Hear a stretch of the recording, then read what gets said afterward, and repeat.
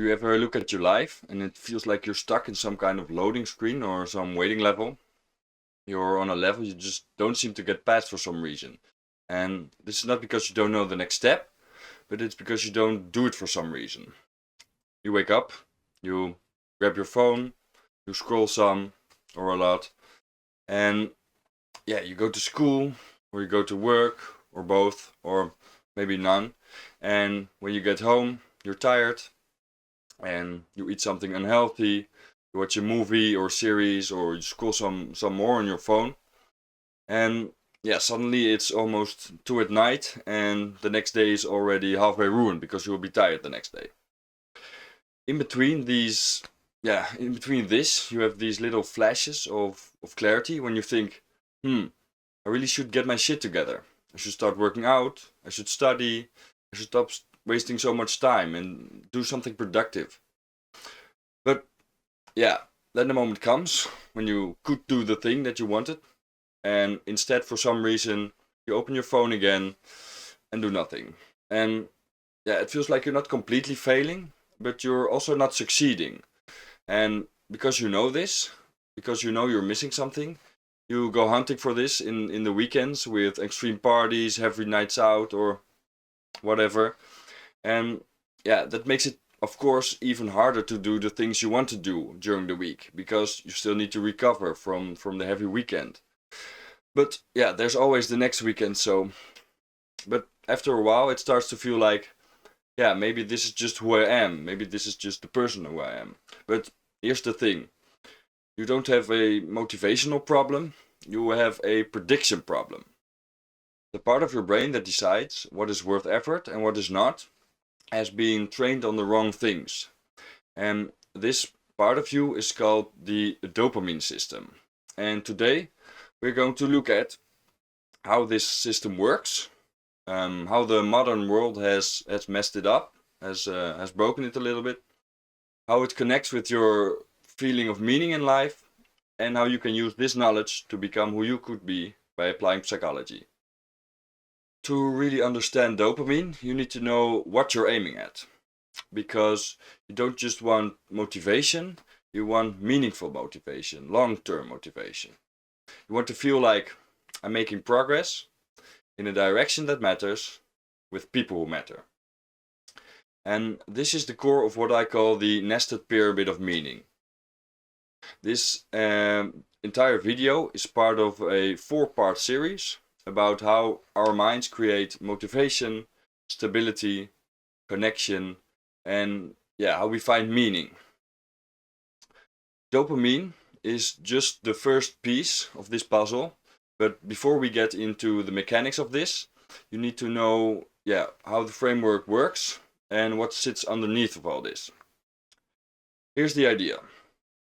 We don't exist as isolated individuals, but we exist inside a system. And this system exists inside another system and another one above that, and so on. You can think of it like this. You start with you as a person. You exist inside a small group. Your family, your household, your really close friends, your team at school or at work. And this small group also exists inside a bigger system. Your family, your company, your school, or a community. And this system also exists inside a bigger one. Think about your neighborhood, your city, your village, or a certain region. And that also sits inside an even larger system. Your country, a culture, and eventually humanity himself as a whole. These layers are not fixed categories, but they are just different scales of the same thing. It's a nested system that you belong to as a human being. And every layer has a direction and a sense of what it's trying to do or trying to achieve, a way of living, a way of behaving. And the key is your own personal direction works best when it's lined up with the direction of the layers above you.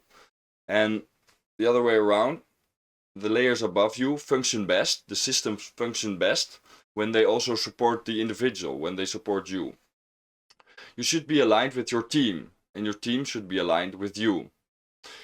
Your team should be aligned with the company it's a part of, and the company should be aligned with the city or the culture or the country where it exists in. When the aims of these layers point in the same direction, you get clarity, meaning, and momentum.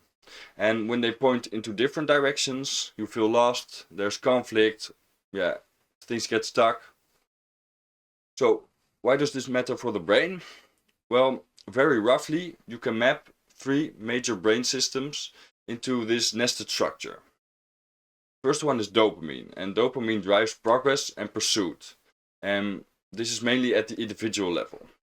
Second one is serotonin, and this stabilizes mood, threat, your social status, and this makes sure you can function inside your role within the group you belong to. And the last one is oxytocin, and this supports bonding and trust, so you can cooperate inside a team and inside relationships, inside groups. These systems interact constantly, but this framework helps you see how motivation, stability, and connection all fit together across the layers of your life. In this series we will cover all of these 3 systems, and in this specific video we will cover the first system, which is the dopamine system. And this is the system that tags things as being important and says move towards this because this matters. If you're interested in the series and you like the content, please like and subscribe. If you have any ideas about future videos or any topics you would like me to explore, please let me know down in the comments below, and enjoy the video. So, how did this all work? Well, we will start with the basic level first. Dopamine is a chemical messenger inside of your brain, and certain brain cells release this and other brain cells detect it. And this can change how active different circuits are in your brain. Psychologically, here's the key idea. Dopamine is the way your brain marks things as being important and motivates you to move towards them. When your brain predicts something will be rewarding, interesting, or relieving, dopamine activity in certain pathways in your brain will go up. And that makes you pay more attention, feel more drive and motivation, and makes you more willing to put effort in. When your brain predicts something has low value, or the cost of retaining it is too high, dopamine doesn't really support that action. And this will feel like it's very heavy, very energy costly, it's boring, or it feels pointless. So, when you think, I don't know why, I just can't get myself to start, what's usually happening in this situation is that a part of your brain has learned this is not worth the energy right now. The good news here is that this system is trainable. But first, we need to see how it's wired. So, let's look at how our brain learns what to care about. And don't worry, we will not be nerding out on Latin names for 15 minutes, but we do need a basic map of the brain. So, there are 3 main dopamine routes in the brain, which shape how we live. The first one is for wanting and for seeking. The second one is for future and planning. And the third one is for your habits and your autopilot. So, the first one is the mesolimbic pathway, and this pathway goes from an area called the VTA, which stands for ventral tegmental area, to an area called the nucleus accumbens. And this is the part of your brain that goes, hey, that looks interesting. It creates your wanting, your craving, and the pull towards things. It powers your seeking drive, your curiosity, and your exploration, which is obviously very important in life. It activates right before you open your phone, right before you take a bite of something, right before you press the play button for a video, or before you click the notification you got, and also before you start working on a goal you had in mind. And it's interesting to know that your brain is not hooked on the thing itself, but it's hooked on the possibility of the thing being rewarding. The second one is the mesocortical area, and this is for your future and yourself. This pathway goes also from the ventral tegmental area to your prefrontal cortex, which is your decision and your planning area.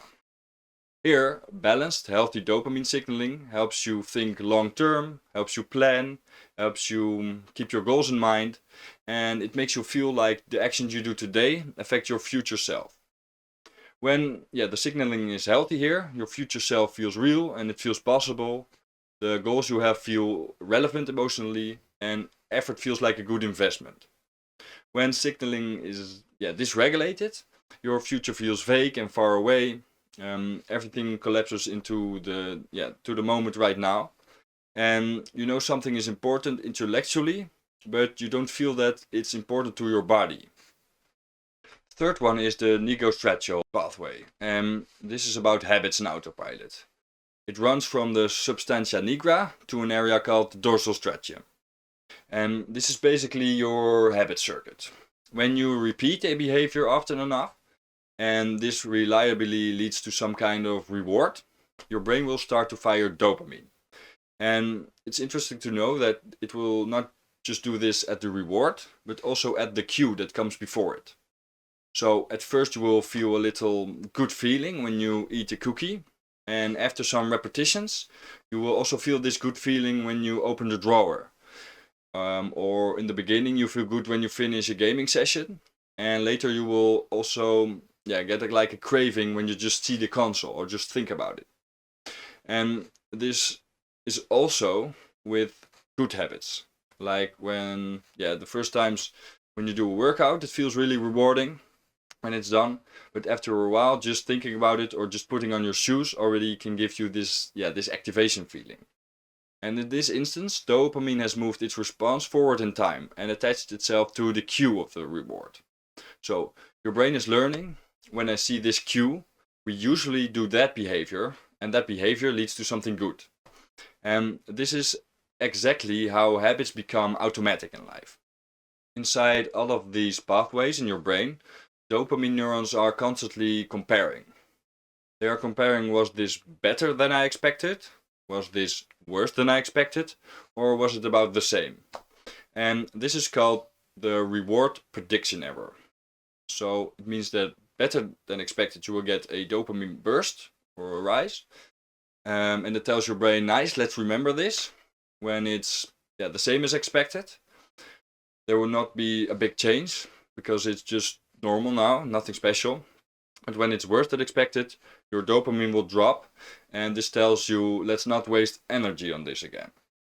So this explains why social media is so sticky. The unpredictable likes and messages give you lots of little better than expected spikes.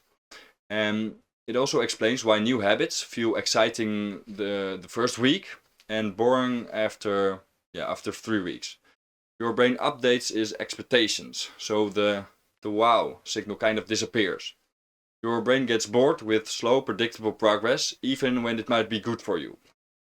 Slow progress gets emotionally overshadowed by the rapid little hits from your phone or from other things in life.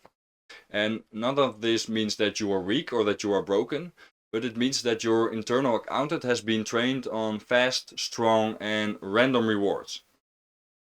Our dopamine system evolved in a world where getting food took effort, where information was scarce, and where novelty was very rare. And nowadays we live in a world of infinite scroll of new information, unlimited processed food, endless sexual imagery online, thousands of random notifications, and also infinite social feedback online. Your brain gets high intensity, very fast delivered signals that take almost no effort. And if that's most of what your brain gets all day, it does what any sensible system would do. It will say, okay, if this is the new normal, I need to dial down my response to things. The reward system in your brain adapts so your dopamine receptors can become less responsive to normal everyday activities, and they will trigger a weaker motivational signal or response. From your perspective, this will feel like simple tasks are harder, effort feels more expensive, and reading, studying, walking, and real conversations feel flat and feel boring. It feels like you have no motivation, like everything takes too much effort. But if we look at it from the brain side, it's more like, okay, we have been trained on fireworks, so of course a little candle will feel boring. And this does not mean that you are lazy. it means that you are calibrated to a ridiculously overstimulating environment. But luckily, this calibration can change over time. Now, a very important part. Every time you act and every time there is a dopamine response, especially in the mesocortical pathway, your prefrontal cortex can use this signal to update its story about yourself. In these cases, you are literally teaching your brain, for example, when things are uncomfortable, I escape, or when things are uncomfortable, I can still move and I can still succeed. Over time, in the long run, this can become I am someone who always avoids hard things, or it can become I am someone who does hard things when they matter. A big chunk of our identity is not some mysterious personality label, but it's repeated patterns of action, dopamine reinforcement, and then the story about yourself. So, how does this all fit into the structure of the nested pyramid of meaning? Well, it's not enough to build any identity because you want to build the right identity. One that actually works in real life, not just in imagination. Think of your life as a pyramid with 5 layers, and it's all structured inside a bigger pyramid. The bottom one is your individual layer, and this is your habits, your skills, your growth, your health, and the progress you make in life. You are nested inside another pyramid of your family, your closest friends, your relationships, and this pyramid is also nested inside a bigger group. Think of your tribe, your friend group, your team at work, your community. And your community or your team is also nested into a bigger structure, like a company or society or a country. And this one is also nested inside a bigger pyramid, a bigger social structure. Your country, the world, or all humanity. Dopamine is shaping your identity at the smallest layer, the individual layer, and it reinforces whatever you do most often. But whether that identity is actually useful depends on how well it fits into the layers above. If your habits only help you in the current moment, but they hurt your relationships around you, they hurt your future self, they have a negative effect on your responsibilities, this identity does not scale, does not fit in the nested structure. So, what kind of progress have you trained your brain to care about? Is it progress bars and level ups in video games? Are it numbers on social media? Or is it your health, your skills, and your relationships? Your contribution to something bigger? Dopamine is very powerful, but it's also neutral. It will happily let you devote your entire life to leveling up a fictional character in a game, while the real character in the real game stays at level 1. And your job is to choose to level up in real life, because the game of real life is way more interesting and way more challenging and way more fulfilling and bigger than any game we have ever designed ourselves. Okay, so how can we use this knowledge to become who we could be by applying psychology? Well, the first step is to turn down artificial fireworks. We need your brain to stop expecting a festival every 3 seconds. A reward festival. You don't have to go full monk mode, but you need to just lower the intensity and the frequency of dopamine rewards. You can pick just 1 or 2 things to reduce or to remove in your life. Think of infinite scrolling, short form video content, junk food, porn, or second screen behavior. Think of watching Netflix and do TikTok at the same time, or studying and watching something at the same time. So some examples are no phone in bed, social media only after a block of deep work. You can delete the worst time sync apps from your home screen of your phone, and you can stop eating ultra processed snacks and keeping them in your room. So in these cases, you're not punishing yourself, you're just giving your brain a chance to remember that normal life can also feel rewarding. The second one is to add small and boring real progress to your life. We can choose to feed dopamine into a better direction. Pick one or two actions that really take effort, that clearly move you towards something, and that are small enough so that you can actually do them. For example, do a 20-minute walk outside every day. You can do 20 or 30 minutes of deep work, blocks of deep work. You can do some simple workouts, push-ups, sit-ups, etc. Do 15 minutes a day of deliberate practice on a new skill. Think about language, coding, playing an instrument, drawing, etc. It doesn't really matter. Every one of these repetitions is one more signal to your brain that progress lives here, in these actions, instead of on your phone or in using some substance, etc. Step 3 is to redesign cues. You know that the hardest part is not doing the thing, but it's starting to do the thing. In this case, we can use cues. You want your brain to see a cue and automatically shift into, okay, this is what we're doing here. You can make helpful cues obvious to make it easier for yourself. You can put the book that you want to read on your pillow. You can put your gym clothes where you can see them first. You can keep the instrument you want to learn to play or your notebook visible and reachable. And you can set up your desk for work instead of entertainment. You can make unhelpful cues less obvious, like putting your phone in another room while you work, or not buying snacks or not putting snacks where you can see them. And also, when you think about your phone, you can turn off non-essential notifications so you cannot get persuaded. You're designing a world where the friction to do the right thing is lower than the friction to do the wrong thing. And in this case, you are helping your dopamine pathways to attach to better cues. The fourth one is to attach dopamine to your identity on purpose. And I find this a very interesting part. After you finish a study block, you complete a workout, say no to a cheap dopamine hit, or do something that matches the ideal you, take 2 seconds and try to consciously think, this is what it looks like when I become who I could be. Or try to think, this is who I am, training myself to be. Yeah, this sounds small, it sounds a bit silly, or a bit cringe maybe, but neurologically it's very sharp and effective, because you are linking the dopamine feedback to a specific identity statement. And if you do this consistently, your brain will start to update, and it will start to think, okay, apparently we're this kind of person now, or we're the kind of person who does this.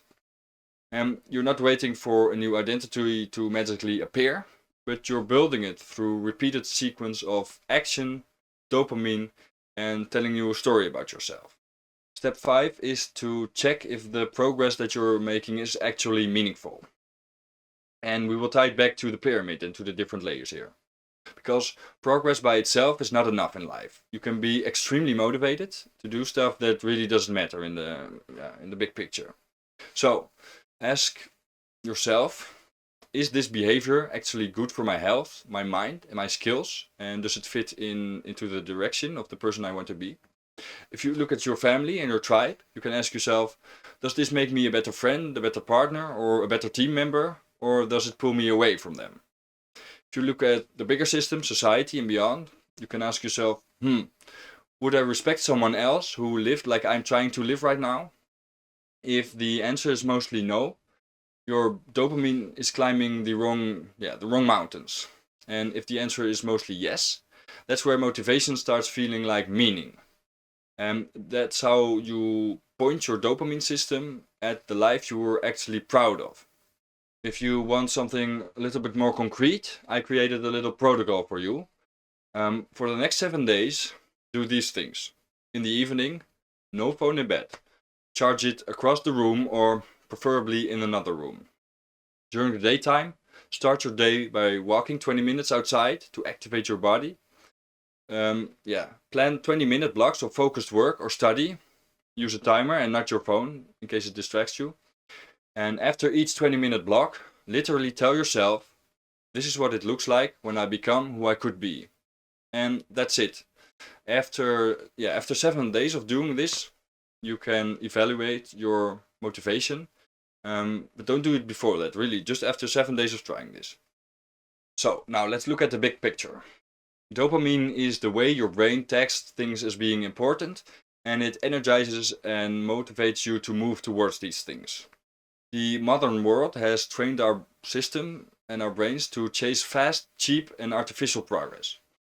But you can train it back towards real progress, real skills, real relationships, and real meaning in life. And this is how you can become who you could be by applying psychology. But drive is not everything.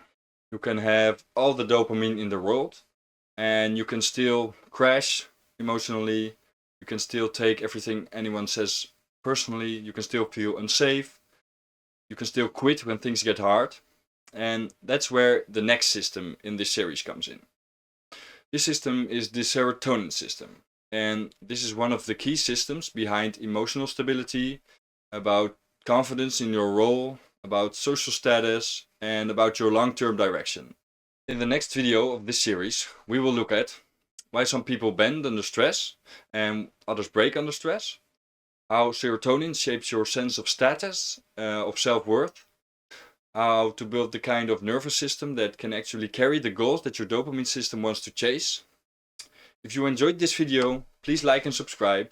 If you have any subjects or questions or ideas for future videos, please put them in the comment section below, and see you in the next video.